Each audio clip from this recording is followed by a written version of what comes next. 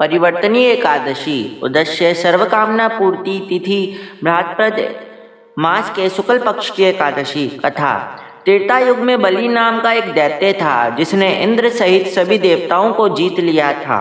राजा बलि भगवान विष्णु का परम भक्त था। भगवान बलि नित्य ही ब्राह्मणों का पूजन तथा यज्ञ का आयोजन करता था। उसकी बढ़ते हुए वर्चस्व को देखकर सभी देवता डर गए और भगवान विष्णु के समक्ष हाथ जोड़कर राजा बलि को हराने की विनती करने लगे।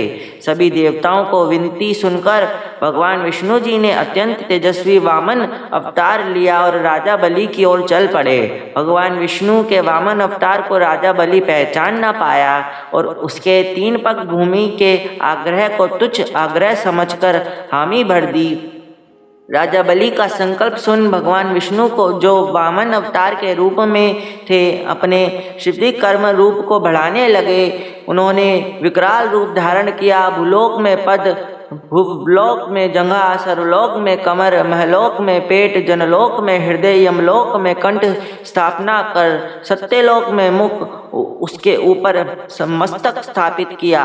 सूर्य, चंद्रमा आदि सब ग्रहण गण, योग, नक्षत्र, इंद्रादिक देवता और शेष आदि सब नागगणों ने विविध प्रकार से वेद सूक्तों से प्रार्थना की। तब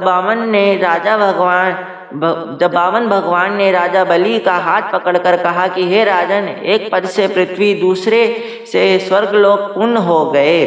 अब तीसरा पग कहाँ रखूं? यह सुनकर राजा बलि अपना सिर झुका लिया और भगवान विष्णु अपना पैर उसके मस्तक पर रख दिया, जिससे वह पाताल को चला गया। परंतु उसकी नम्रता को देखकर भगवान बोले, हे बलि, मैं सदैव तुम्हारे निकट ही रहूंगा। विलोचन पुत्र बलि से कहने पर बृहस्पति शुक्ल एकादशी के दिन बलि के आश्रम पर भगवान विष्णु की मूर्ति स्थापित हुई। इसी प्रकार दूसरी क्षीर सागर में शेषनाग के पृष्ठ पर हुई। इस एकादशी को भगवान शयन करते हुए करवट लेते हैं, इसीलिए इस एकादशी का नाम परिवर्तनीय एकादशी है।